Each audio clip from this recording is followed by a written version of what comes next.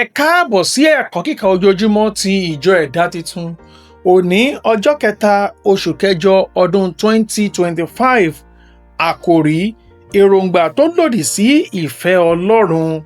Ìwé orin 2:8 yóò dáhùn gbogbo àdúrà. Ẹ̀kọ́ àkọ́sórí: ó sì fi ìfẹ́ wọn fún wọn, ṣùgbọ́n ó rán rírù sí ọkàn wọn. Ìwé Orin Dafidi 106 Bíbélì kíkà. Ìwé Númérì 11 13-30. Olúwa sì sọ fún Mósè pé 70 ọkùnrin nínú àwọn àgbà Ísírẹ́lì jọ sọ́dọ̀ mi, ẹni tí ìwọ mọ̀ pé wọ́n ṣe àgbà àwọn ènìyàn àti olórí wọn, kí o sì mú wọn wá sí àgọ́ àjọ, kí wọn kí ó sì dúró níbẹ̀ pẹ̀lú rẹ. Èmi ó sì sọ̀kalẹ̀ wá, èmi ó sì bá ọ sọ̀rọ̀ níbẹ̀, èmi ó sì mú nínú ẹ̀mí tí ń bẹ lára rẹ, èmi ó sì fi sára wọn, wọn ó sì máa bá ọ rù ẹrù àwọn ènìyàn náà, kí ìwọ kí ó má ṣe nìkan rù ú. Kí ìwọ kí ó sì wí fún àwọn ènìyàn náà pé, ẹ ya ara yín sí mímọ́ dè ọ̀la, ẹ̀yin ó sì jẹ ẹran, nítorí tí ẹ̀yin sọkún lé etí Olúwa, wípé, ta ni yóò fún wa ní ẹran jẹ? Ó sàdára fún wa ní Íjíbítì. Nítorí náà ni Olúwa yóò ṣe fún yín ní ẹran, ẹ̀yin yóò sì jẹ. Ẹ kì yóò jẹ ní ọjọ́ kan, tàbí ní ijọ́ méjì, tàbí ní ijọ́ 5, bẹ́ẹ̀ ni kì í ṣe ijọ́ 10 tàbí 20, ṣùgbọ́n ní oṣù kan tọ̀tọ̀, tí yóò fi yọ jáde ní ihò imú yín, tí yóò sì fi sú yín.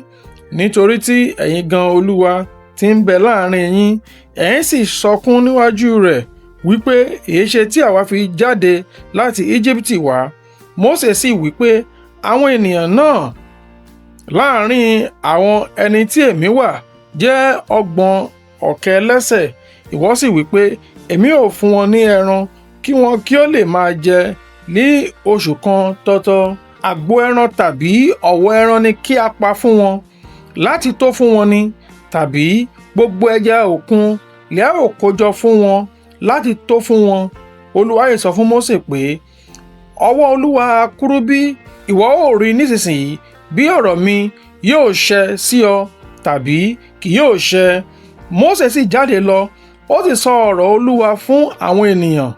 Ó sì pe 70 ọkùnrin nínú àwọn àgbà ènìyàn jọ, ó sì mú wọn dúró yí àgọ́ ká.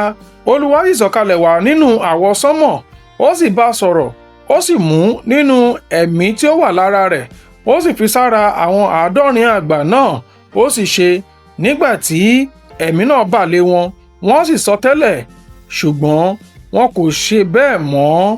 Ṣùgbọ́n ó kù 2 nínú àwọn ọkùnrin náà ní ibùdó. Orúkọ èkíní a máa jẹ́ Eldadi, orúkọ èkejì Medadi. Ẹ̀mí náà sì bà lé wọn, wọ́n sì ń bẹ nínú àwọn tí a kà, ṣùgbọ́n wọn kò jáde lọ sí àgọ́, wọ́n sì sọtẹ́lẹ̀ ní ibùdó. Ọmọkùnrin kan sì súré, ó sì sọ fún Mósè, ó wí pé, Eldadi àti Medadi ń sọtẹ́lẹ̀ ní ibùdó.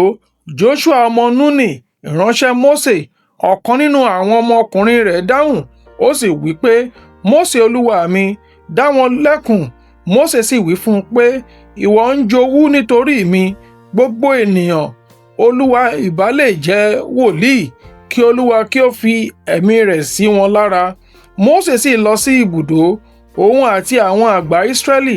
Afẹ́fẹ́ kan sì ti ọ̀dọ̀ Olúwa jáde lọ, ó sì mú àparò láti òkun wá, ó sì dà wọ́n sí ibùdó, bí ìwọ̀n ìrìn ìjọ kan ní ìhà ìhín, àti bí ìwọ̀n ìrìn ìjọ kan ní ìhà ọ̀hún, yí ibùdó ká, ní ìwọ̀n ìgbọ̀nwọ́ 2 lórí ilẹ̀. Àwọn ènìyàn sì dúró ní gbogbo ọjọ́ náà, àti ní gbogbo òru náà, àti ní gbogbo ọjọ́ kejì. Wọ́n sì ń kó àparò. Ẹni tí ó kó kéré kó òṣùwọ̀n hómérì 10. Wọ́n sì ṣà wọ́n sílẹ̀ fún ara wọn yí ibùdó ká.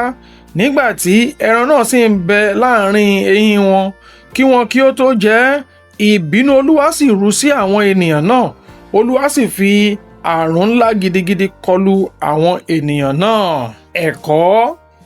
Àwọn ẹ̀kọ́ méjì kan wà nínú ẹ̀kọ́ ojoojúmọ́ wa lónìí. Lákọ̀ọ́kọ́, Ọlọ́run fi oore ọ̀fẹ́ ran Mósè lọ́wọ́ nípa yíyan 70 àwọn àgbààgbà tí wọ́n ń pín nínú ẹ̀mí tí ó wà lára rẹ̀. Èyí ṣe àfihàn bí ẹ̀mí mímọ́ ṣe pàtàkì nínú ipò adarí. Ṣé o jẹ́ olùdarí nínú ilé ìjọsìn tàbí ẹgbẹ́ Kìrìsìtẹ́nì kan? Má ṣe ya ara rẹ sọ́tọ̀. Ṣe ìfọwọ́sowọ́pọ̀ pẹ̀lú àwọn mìíràn láti ṣe àtìlẹ́yìn ìhìn rere òtítọ́ ti Kristi àti láti ṣe alábàápín sí ìdàgbàsókè ìjọba rẹ̀. Ó ṣe pàtàkì láti ṣe àkíyèsí pé Mósè kò wo àwọn àgbààgbà wọ̀nyí bí àwọn olùdíje, kò rí bí àwọn ìjà agbára tí a rí láàrin àwọn Kìrìsìtẹ́nì lónìí. Ọlọ́run kì í ṣe ojúṣàájú. Ó pèsè àwọn tí ó ṣetán fún iṣẹ́ rẹ̀ láì bìkítà bóyá ọkùnrin tàbí obìnrin ni wọ́n, ọjọ́ orí tàbí ètò ẹ̀kọ́. Gbogbo ohun tí o nílò ni láti wẹ ara rẹ mọ́ kí o sì ṣetán fún lílò Ọlọ́run. Ẹ̀kọ́ kejì jẹ́ nípa bí àwọn ọmọ Ísírẹ́lì ṣe dojúkọ ìdájọ́ pẹ̀lú àwọn ìdáhùn sí àwọn ìfẹ́kúfẹ̀ẹ́ wọn.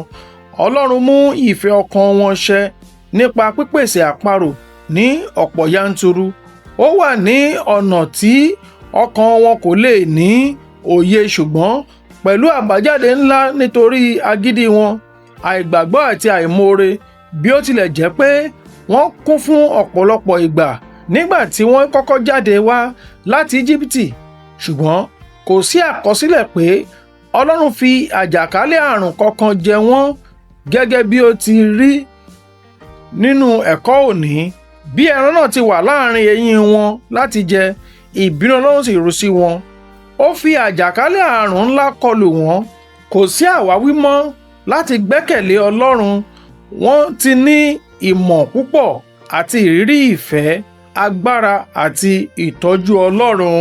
Pẹ̀lú gbogbo àwọn iṣẹ́ agbára Ọlọ́run tí a sì ti ní ìrírí, ǹjẹ́ o máa ń rántí wọn nígbà gbogbo ní àwọn àkókò ìnira bí? Ṣé o jẹ́ Kìrìsìtẹ́nì yẹn tí ó ń lọ sí ilé ìjọsìn nígbà gbogbo, wà ní ipò iṣẹ́ rẹ kí o sì kọrin ìyìn nìkan nígbà tí àwọn nǹkan ń lọ láì sí ìyọnu? Ṣé o kì í tẹ̀lé Ọlọ́run mìíràn fún ojútùú ní àwọn àkókò líle? Ǹjẹ́ àdúrà rẹ bá ìfẹ́ Ọlọ́run mu? Nínú ìfẹ́, Ọlọ́run fún àwọn ènìyàn rẹ̀ ní èròǹgbà wọn. Ìwé Òwe orí 10 ẹsẹ̀ 24 àti orí 11 ẹsẹ̀ 23. Ẹ̀kọ́ àmúrelé. Èrèdí inú gbogbo àdúrà wa sí Ọlọ́run kò gbọdọ̀ jẹ́ láti tẹ́ ìfẹ́ ara wa lọ́rùn lórí orúkọ àti ògo Ọlọ́run. Àdúrà.